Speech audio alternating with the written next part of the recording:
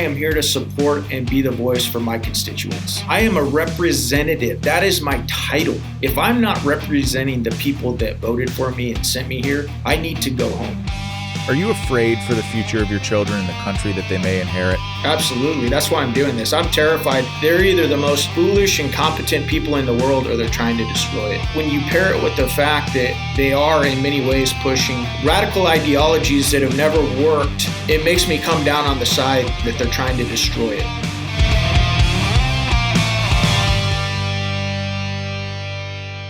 Eli Crane, welcome to Battleground. By the way, you are the Congressman-elect for Arizona's 2nd Congressional District, man. I've known you for a long time. Navy SEAL, CEO of an amazing company called Bottle Breacher. This is a new path for you, though, man. And I have to tell you, Eli, I was cheering for you pretty hardcore, man. Like, you were one of my favorite candidates, you along with Morgan Luttrell and Derek Van Orden and Ryan Zinke. Loved Blake Masters and Kerry Lake as well. And I just think, like, this country is very lucky to have you. So welcome to the program. Hey, thanks a lot, Sean. I appreciate it. So how you doing, man? How's life treating you as the new congressman-elect? You know, it's pretty good. It's definitely been a wild year and a half from the campaign to going right into orientation, and I'm just grateful that we did get a little bit of reprieve over the holidays to take a breath, rest a little bit, because things are going to start furious and fast come January 3rd.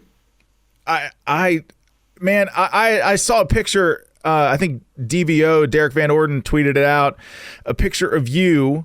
A picture of Derek, a picture of Morgan Luttrell, and a picture of Ryan Zinke on the steps of the Capitol for your orientation. Please tell me that you knuckle draggers didn't break anything when you were in Washington, maybe other than the broken system. Well, that's the thing. They're actually pretty smart up there. They only allow us team guys to get together for pictures, and then they break us up immediately. And so, no, it's always cool to see some familiar faces and to have individuals in the room that, you've worked with in the past, and you come from a similar community or the same community. And so that's always nice because I know that a lot of these folks walk into that swampy town and they don't know anybody, and it's got to be terrifying for them. And so it's always good to see a friendly face. Man, that is such a great point, Eli, because in Washington, there is strength in numbers. And so going in there, I think with a coalition of people around you who are on a similar mission, and obviously I know that fighting for freedom is something that you've always done and you value, and having men and women on your left and right when you're on Capitol Hill is something that's immensely important. And that's how, one, great movements happen, but also change as well. You talk about the brotherhood of the SEAL team community. You were a Navy SEAL as well. How has that shaped your perspective and prepped you for running an effective campaign, but also being on Capitol Hill? It might not be ways that people would, typically think of. You think of special operations and you think of combat, but actually in many ways, coming into a SEAL team as a new guy, there's an intense amount of pressure, and there's an intense amount of tough love. That's probably the nicest way I can say it, but when you come into Congress and you come into a role like this, there's an intense amount of pressure to play the game and do what you're told. Mm-hmm. And being around, Chris Kyle he wasn't my first LPO, but he was my second LPO. He was my leading petty officer for 2 years. And so being able to deal with, strong personalities and, survive and keep your head held high and try and do the right thing, when you're dealing with those strong personalities that have a lot of pull where you don't, I think that stuff like that has been really influential for me in just, not forgetting why I'm here and not forgetting, the constituents and the people back home that actually voted for me. It's really easy when you get up into that swampy mess to start getting pressure from all these different people. And in many ways, they're people you respect, but they don't really have the interest of your constituents in mind. Everybody has their own agenda. And so just being able to be mentally tough and mentally strong and remember what the mission is, I think has been one of the top things that I brought from the SEAL teams, and that I'm going to be, relying on heavily up here in Washington. Oh, man, Eli, that gets me psyched to hear you say that, because it does seem like, as someone, who I've run for office myself, I know how our constituents that feel about this issue. And I think what they value now more than ever before is someone who's going to go to Washington and not forget them and fight for them, and be willing to take the tough stands on issues that really matter. And whether it's the issue of border security, which I know hits very close to home for you, or election integrity, which has become and needs to become a major pillar of the GOP moving forward. But the ability, first of all, if you're a SEAL, you're tough. You're someone who loves this country. You volunteered to serve this country after 9/11, knowing that you were going to go into the fight, knowing that you might not make it home. And I like the idea of you going on Capitol Hill with that attitude, Eli, because it's going to take that level of toughness when you're trying to be whipped into a position that you don't want to take, that might not be in the best interest of your constituents. Do you know what I mean? Have you felt any of that pressure? Well, I'm sure. In fact, I kind of already know the answer to this question, because I'm sure you felt some of this pressure already. But have you felt some of that pressure? Oh, absolutely. And honestly, from some of the most powerful people in the country. And so, and it's one of those things where that's why I went immediately to, dealing with, very powerful, I once told another new guy, we're a new guy at SEAL Team 3 in Delta Platoon. I told him we were driving around San Diego running some errands, and I said, just because of Chris Kyle was already called the legend at that time, and he wasn't done with his service yet. He hadn't written a book. There were no movies about him, but everybody knew who he was. They knew what he had done, and me and this other new guy worked directly for him. There were only 20 guys in that platoon, and I commented just after walking into this, this situation and realizing how tiny I was and how big he was. And I said to the other new guy, I said, sometimes, and I won't mention his name, but sometimes, brother, I think that Chris could kill one of us, throw us in a dumpster, and nobody would even care about it.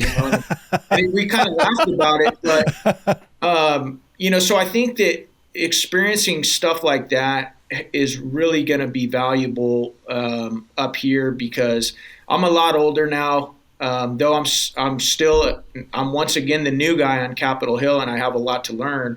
Again, I'm not going to forget why I came here. And if that means that certain people aren't happy with me, that's okay. I didn't want this job. I never wanted this job, Sean, but I was really concerned with the direction that our country's headed. I know that there are some strengths that I have, and, one of the strengths that I have is just, trying to do the right thing, and sometimes just, with a certain stubbornness about it. And, but I'm going to try and do it in a positive and loving way, and not, not be abrasive or alienate people at the same time. And, I hope I can maintain, key relationships with people that I care about and respect in the process. But at the end of the day, I'm not coming up here to be popular, and, I'm not coming up here to be in the good old boys club. I'm coming up here to represent the people of my district that are sick and tired of sending people to Washington that don't do what they ask them to do. They don't represent them. And it's like, that's exactly right. Man, I'm watching interviews and reading articles left and right about certain issues going on right now up in Capitol Hill, and you hear people talking about this and talking about that, but you rarely hear them talk about what their constituents want, what they expect.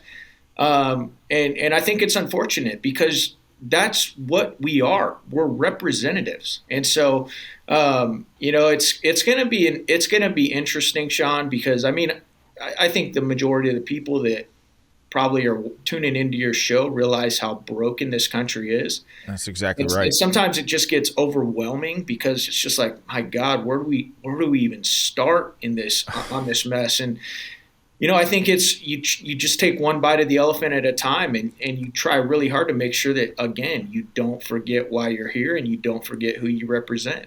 Yeah, that's exactly right. And just so I'm going to explain, like, the what you just said, take one bite of the elephant at a time. Like, the idea that when you're in a real tough situation, it's tough to wrap your mind around the totality of what that mission might be. So for me, like, one of those moments was Ranger School, and I'm sure Bud's week for you, or just the gauntlet that you had to run to become a Navy SEAL, and the level of commitment that you needed in your heart and mind to make that mission a reality in your life. The idea that, like, in Ranger School, you look at 62 days, which oftentimes becomes 90 and 120 for guys like me who aren't that high speed. But, like, the idea that, like, how am I going to make it through this school marching 20 miles a day, eating one meal a day, sleeping a couple hours a night? And the way that you do it is, one, you just never quit, but you just take one bite of the elephant at a time. Can't eat the elephant all in one sitting, right? That's right. So one small bite at a time, one moment at a time, one foot in front of the other, and one day becomes a week, and 1 week becomes 60 days, and at 62 days you graduate that school. And so I love that attitude, Eli, because it's going to take that mentality going into Washington and going into Capitol Hill. And you're right. There are so many issues that we face as a nation right now, and really it does feel like our country is coming apart at the seams. And the speed at which, after the 2020 presidential election, the debacle that was the 2020 presidential election, the speed at which this country has what seems like fallen off a cliff. And I used to joke around in the campaign trail and say, if you were trying to destroy this country in 2 years or less, what exactly would you do differently than Joe Biden is doing right now? Right. It seems like there's this tendency, Eli, to sort of say, oh, Joe Biden's just an old buffoon, doesn't know what the hell he's doing. Like, there's clearly somebody behind the curtain controlling him. But actually, I think the opposite is true. He's been ruthlessly efficient in his mission in just 2 years in office. And you look at, like, this issue of Title 42 and how that will affect the state of Arizona, your district and your constituents. It seems like they want to roll back Title 42 fast as possible, even though it would hurt the people of Arizona. No, you're right, Sean. And I've made similar remarks on the campaign trail myself, and it's because at the core of my being, I believe it. None of this makes sense to me unless you're trying to destroy the country. Exactly. I mean, they're either the most foolish, incompetent people in the world, or they're trying to destroy it. Exactly. And when you pair it with the fact that they are in many ways pushing socialism, Marxism, radical ideologies that have never worked, to make a people more free or prosperous, it makes me come down on the side every time that they're trying to destroy it. And so that's, again, one reason why a guy like me, who never wanted to be in politics, who definitely, never wanted to wear a suit every day, as you can tell by my, hillbilly attire, but hey, this is where the fight is now. And so if my kids are going to grow up with the freedom and opportunity that you and I did, okay, where's the fight? How can I be used? And this is where God has put me at this point in time, and I feel grateful to be able to serve my country once again and show my kids, through example, that hey, life isn't all about vacations and pleasure and all these things that all of us want, but life is full of adversity. You were given skills, talents, and abilities. What are you going to do with them? And it's like those are the things in my life that are the most fulfilling, when I'm actually in the fight, when I'm using the skills and talents and abilities that God gave me to fight for something that I believe is much bigger than me, much more important than me. And I'm just glad to be a tiny, tiny little part a much bigger story. Well, I know that being a family man and a father and a husband is something that is really important to you, Eli. How have you walked this path with your family? Because it's when you decide to run for office, it's not like a decision that you're making in a vacuum. Right. Your wife is affected in crazy ways that maybe you didn't foresee when you made the decision. Your children are affected every day when they go to school. How has your family adjusted to this? It's a career change for sure, but serving and fighting for this country is something that you've always done. But doing it as a representative on Capitol Hill and a representative of the people of your district in Arizona is a different thing, and the fight is different. So has your family been affected by this at all? Oh, absolutely. I don't think there's any way that they couldn't be, but thankfully for me, I have an amazing wife who, has been the bedrock and the foundation of our family for a very long time. She's been the CEO of our household for a very long time, and she does an amazing job doing it.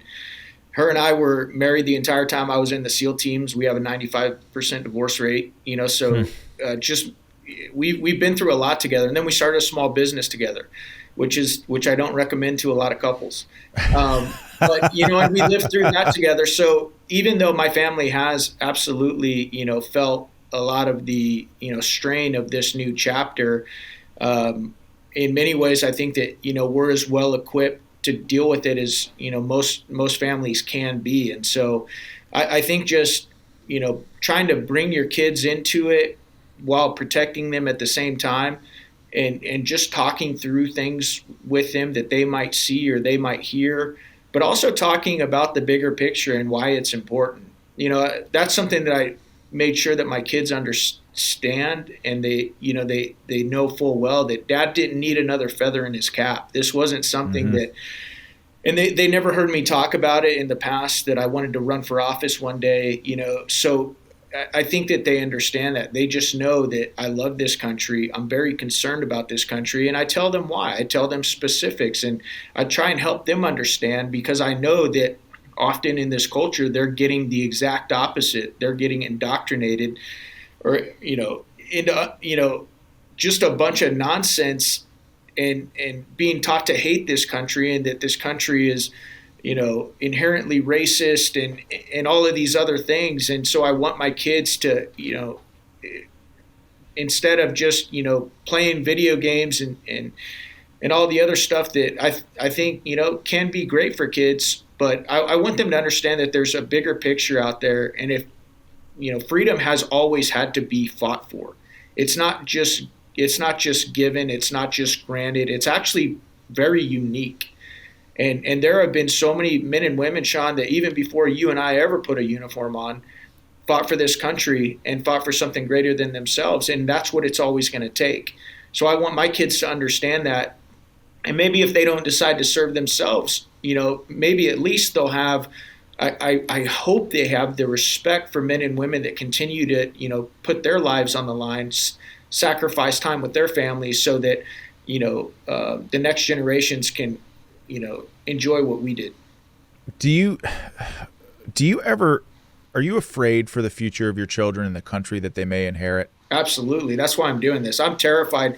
I'm terrified with what I see every day, from how foolish we've been. I'm terrified when I see the national debt, what it is. And here's the thing. We were talking about Democrats. I'm as pissed off at Republicans as I am at Democrats. I'll tell you something, Sean. I haven't voted on any legislation yet, but we did vote on conference rules a couple weeks ago. And 52 of us voted to get rid of earmarks, and 150 Republicans voted to keep them in place. Now, keep in mind, earmarks can be a good thing, especially if you're in a rural district like mine. But this government has gone so far south and so far off the rails. There's almost no fiscal. It's completely out of control. It's completely out of control. It's just like, and I kept hearing the theme. Guys were saying, "Oh, well, this is our constitutional duty, and to control the purse strings," and that's true. But it's also our constitutional duty to show some fiscal responsibility and to be responsible with money that's not even our money. It belongs to the taxpayer and the constituents. And it's like one of the other themes I heard, Sean, was, oh, well, this is just 1% of, our spending. And I'm like, well, if you're not willing to make sacrifice and cuts to 1% of the spending, don't tell me you're going to do it for 99% of the spending. And it's just like everybody just sees this town as this, golden Connex box, and just a way to, promote themselves and go back to their district and wave this little line item around. Hey, I got us this, this little thing that we all wanted. But it's kind of sad, Sean, because I expect Democrats to be Democrats and continue to move in lockstep with these radical ideologies that are destroying the country. But I'm more disappointed in Republicans that don't show any appetite to actually make the hard choices, to do what's necessary to start turning this thing back in the direction it needs to go.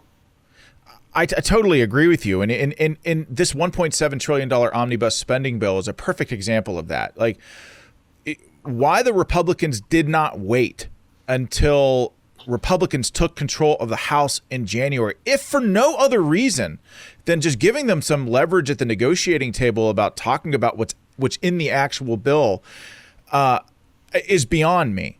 And the idea that, look, the idea that we are spending money to protect other countries' borders and yet not protecting our own, and while we're in the middle of a pandemic. And by the way, like what the New York Times and the Washington Post are all forcing down our throats now is the triple demic, like the idea that RSV, flu, and COVID together is creating some terrible health crisis, while at the same time letting Title 42 expire, which as you know, Title 42 is less of an immigration law, more of a health policy. So you're talking about dismantling Title 42 so that asylum seekers and illegal immigrants can pour over the over our southern border into our country, when crime is almost at an all-time high, especially in cities like Philadelphia, where they just hit their 500th homicide this year. Drugs are pouring into the country in the middle of a pandemic. It just, everything that they do, Eli, seems to be laser focused on what the left calls fundamentally transforming our country. And what I ask people often is, like, do you understand what that means to fundamentally transform the greatest country on the face of the planet, the freest country on the face of the planet? It means to tear it down brick by brick and rebuild it into something that I know I didn't raise my right hand to fight for. And the idea that my children might inherit that country is something that scares the hell out of me. No, I'm with you 100%. And like I said, it just goes back to, are they completely foolish or are they trying to destroy it? And maybe a combination of both. I really don't know. The bottom line is, to your point, nothing that they're doing really makes sense if you're trying to create freedom, safety, and opportunity. And, and you and I have just hit a couple of the issues, but what I see going on with the Department of Justice and the FBI is probably as scary as anything out there. And this FBI and this Department of Justice must be brought back under control, because they become partisan, they become weaponized, and that is not their charter. It's not what they were ever intended to do, and it's got to stop if we're going to have, a constitutional republic, where you have freedom of speech and people aren't targeted because of their political views, and it's just gotten way out of hand. And the idea that there are actual ex-intelligence agency personnel working at places like Twitter, Facebook, Google, ex-NSA, CIA, intel folks from the military working at these institutions, working with and colluding with our government to suppress opinions that they don't like.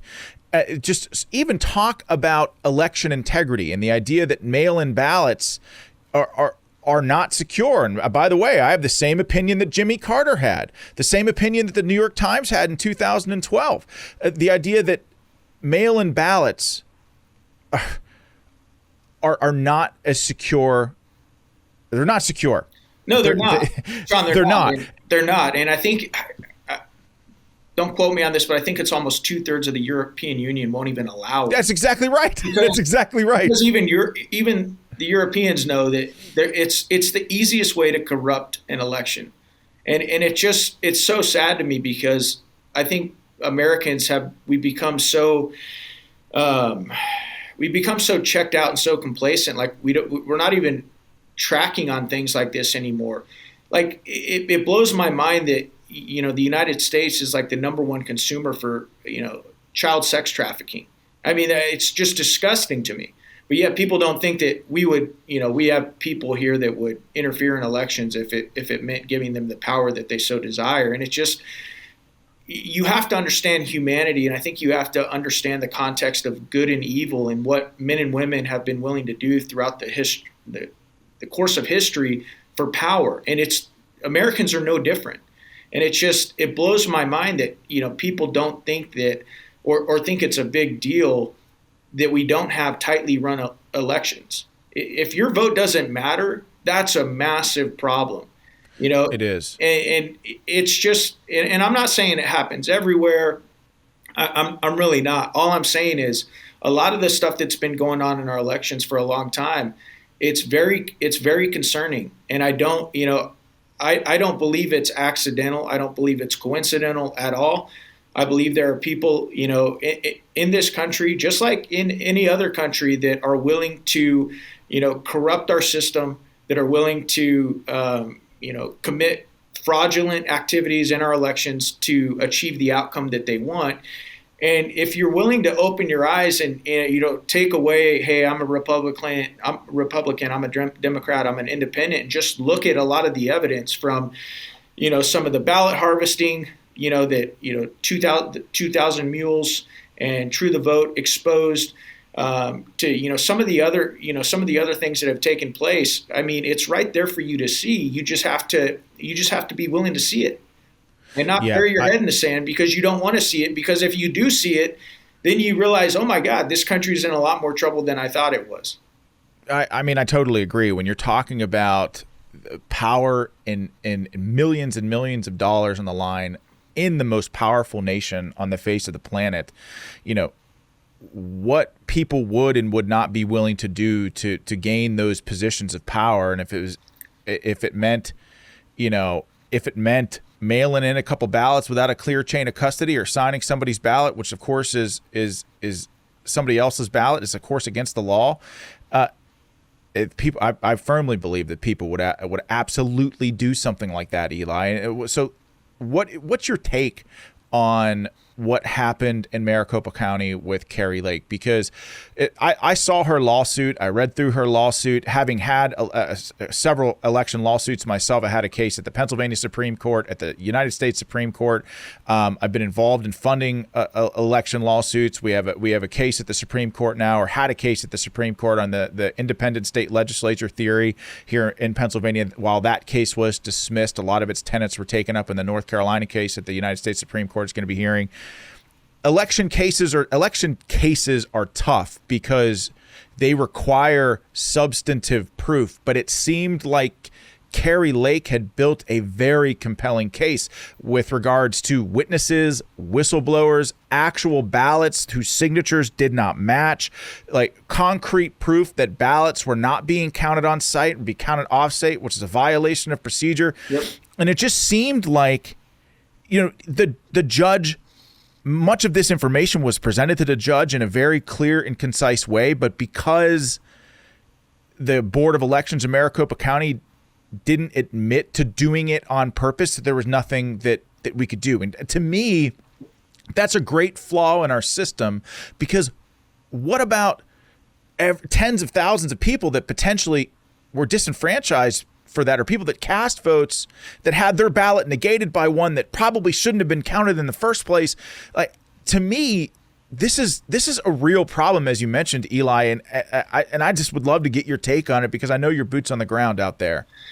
Yeah, I think that unfortunately voters did get disenfranchised once again out here in Arizona. I mean, and you can start from even just the basics go if you've ever gone to an event and you've ever watched Carrie Lake. Carrie Lake was one of the best candidates in the entire country. I agree. I think, in the entire country, that woman is dynamic. She's as good of a communicator as there was in the country. I agree. She's very aggressive in, just the plans that she laid out. And when you compared her to Katie Hobbs, I mean, it was not even a question of who the stronger candidate was. And then some of the things that you talked about, this is one of the things that bothers me, Sean, because the burden of, and I'm not an election integrity expert or anything like that, but just the following that I was doing on it, I think they had very high, Carrie's attorneys and her legal team had a very high, bar that the judge, set, and that they had to prove that a lot of these things were intentional. And that can be very hard to do, especially with the amount of time that they were given. That being said, some of the evidence showed that, there were up to 300,000 ballots that didn't have chain of custody, right? There were exactly. And I think it was shown that there was no way possible for, many of the signatures didn't match. In many cases, I think the signatures were being, looked over by AI or intelligence that, artificial intelligence that isn't even allowed. And it's just like, here's the thing. Like a lot of people, they're like, oh, that's not really that big of a deal. There's no smoking gun or whatever. But if you were in a court of law and you were being prosecuted and, the evidence that was being used against you had no chain of custody, the case would probably be thrown out immediately. And you'd probably be glad that there was actually chain of custody protections to make sure that evidence wasn't tampered with, because that stuff does happen.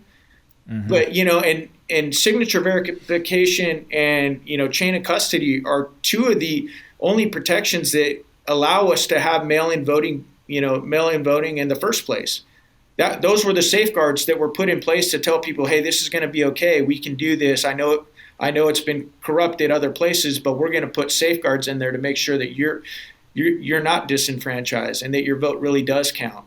And so when those things aren't adhered to, like they weren't once again out here in Arizona, that's a problem. And it does affect elections and the outcome of elections. And Carrie Lake, Abe Hamadeh, and others are absolutely justified, in my opinion, in calling foul. And it's not just them. A lot of Arizonans are calling foul. And I know it's not just Arizonans that watch that trial and feel, oh my God, what is the deal with our elections? They're not safe. They're not transparent. They're not secure. Why is this stuff going on? And to have all the machines go down, not all of them, but a very significant percentage of the machines go down on election day. I mean, come on. It's ridiculous. Everybody knows it. And honestly, Sean, I don't know how we get there, but I think this is one of the ways that we get there is by people not being afraid to talk about it.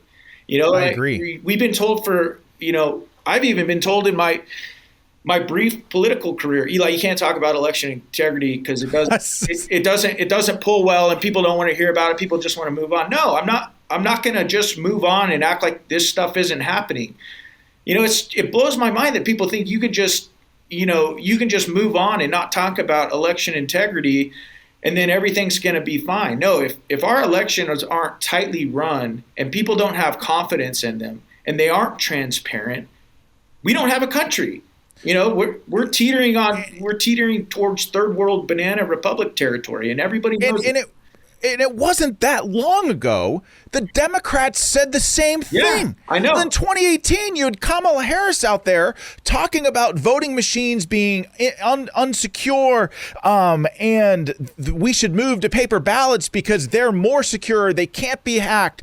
You had the Democrats almost universally saying that the Russians interfered in our elections and installed President Trump was an illegitimate president. They did it for all 4 years of his presidency. They complained about election machines. They complained about election integrity. And the moment that Republicans voice any concerns about election integrity and come forward with very pragmatic solutions, and we're not talking about, Krakens from space or anything like that, right? We're talking about pragmatic election reforms that would make people's vote secure. And I totally agree that this is something that Republicans need to tackle head on, especially in the new Congress in January. And the first step, as you said, is being able to talk about these issues. And this is something that frustrates me with Republicans, not just people in the House, but all across the country. The left has this, they have full tactical freedom to say what they want with the full support of a willing media that is wholeheartedly pushing their propaganda nonstop on the American people. Yet when Republicans raise their voice or talk about what matters to them, you're labeled a conspiracy theorist, when in fact the Democrats have been talking conspiracies for all 4 years of the Trump administration. No, you're right, Sean. And that's why, I think courage is the most important virtue right now, because we make fun of politicians all the time and how stupid they are. They're not stupid. It's just a lot of them lack courage and I think moral integrity. And it's like, as human beings, I think it's easy to focus on ourselves and what can I get out of this deal, and how can I pad my, retirement or whatever? How can I get that next hookup or that next job? And, it's got to stop or we're going to lose this country. And it's on both sides. And it's just like, just having the courage to just say, hey, you know what, you guys can call me whatever you want, but I'm going to talk about the reality of the situation and what needs to be done. I think it's more important now than ever. And I think there's a way to do it. And I'm not going to say I'm the best at that, but I'm going to keep working towards trying to, be a solid communicator and also, help the folks on the right and the left of me. Cause I know that courage is contagious. So is fear. Mm-hmm. And when other people see, leaders step up and be courageous, they start to think, oh, well, maybe I could do that. Maybe I could actually represent my constituents the way they want me to represent them and not sell them out every opportunity that I get because I'm told that that's not how this place works, or they don't know what they're talking about, or those pesky voters back home, they don't know what's going on. And so you can't really vote the way they want you to vote. And it's just, you just, like I said, courage, I think, is the most important attribute up here. And, it definitely, you got to come into this, in my opinion, you got to come into this knowing that you might not last long and you might get taken out and you might get sent packing, and they might destroy your reputation. And if that's the price, that's the price. But it needs to be paid. It needs to be paid by several of us so that our kids can grow up with what we had. And if this country falls on our watch, we got nobody to blame but ourselves. We got nobody to blame for ourselves. And man, that's what I feel about it. You've already taken some courageous stances. I mean, you've already spoken out about the $1.7 trillion omnibus spending bill. You've already talked about how the spending in this country is perhaps one of the greatest, if not the greatest, national security threat that we face. It's completely out of control. You've already taken a stand and voiced concern about who you're going to be voting for the next House Speaker. Do you have a sense of who you're going to support yet? Oh yeah, I already know who I'm going to be voting for, and you guys, you guys will just have to watch on January 3rd. But it's going to be in line with everything that I've said today. And like I said, I am here to support and be the voice for my constituents. And it's sometimes is wild and complicated as we want to make it sometimes. It really boils down to that. Mm-hmm. I am a representative. That is my title.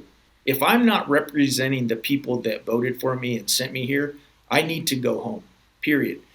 And, it's like, I think it's going to be wild. I think it's going to be interesting, Sean. We haven't seen a fight on the House floor in about a century. And so I think that we're going to see one come January 3rd. And, I think it's going to be wild. I think it's going to be exciting, but I am glad that there are members of the Republican conference that don't just do what they're told. They don't just fall in line and, I guess this is what we all have to do. I'm glad that there are members of this conference that are still fighting for the best possible outcome for the people that we represent. So, man, your courage is contagious, as you say, and I am optimistic about your future, man. You're a fighter. You've always been a fighter. I want to be respectful of your time, but I got to ask you, what's your legislative agenda? Like, what are the top 3 priorities that you have in this new Republican-controlled House majority, and what committees do you want to be on? Yeah, no, I appreciate it, Sean. And so my agenda, I like to keep things simple. And I know this probably sounds like talking points, but it's just America first. Okay. Mm-hmm. I think if you put that, if you ask yourself on everything that we're going to look at, is this the best thing for America and Americans? I think that's always a good lens to put between every piece of legislation that you look at. A couple things that I really want to focus on is obviously I want to be a part of securing the border. And I also want to be a part of trying to bring some fiscal responsibility back to this body. And like I was just telling you about the earmark vote that we took. And so fiscal responsibility, securing the border, doing everything that we can to bring this Department of Justice back to the position and the place that it's supposed to be in, where it's not partisan, where where justice is blind.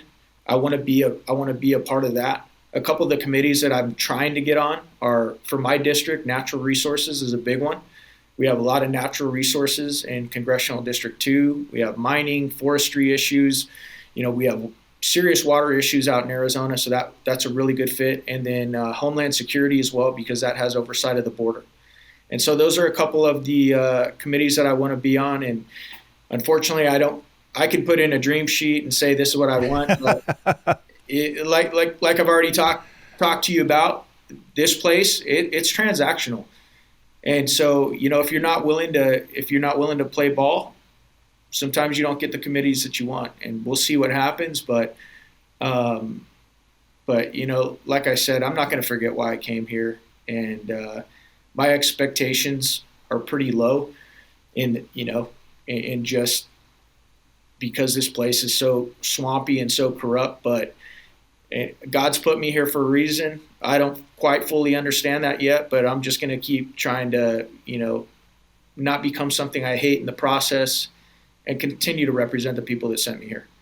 I mean, you said it multiple times, man, that the job is a representative of the people, and that doesn't always mean taking popular decisions with leadership or falling in line with what the goals of leadership in Washington want, especially when those goals run contrary to those of the people that you represent. Eli, I think that you've got your head on straight, man. I think you're going to be a great representative for the people of Arizona too. And like I said, I watched your race very closely, man, and just keep fighting. Never surrender. I know I don't have to tell that to a guy like you, but you're going to be great, man. Thanks for coming on the show. Hey, thanks, Sean. I really appreciate the time, brother.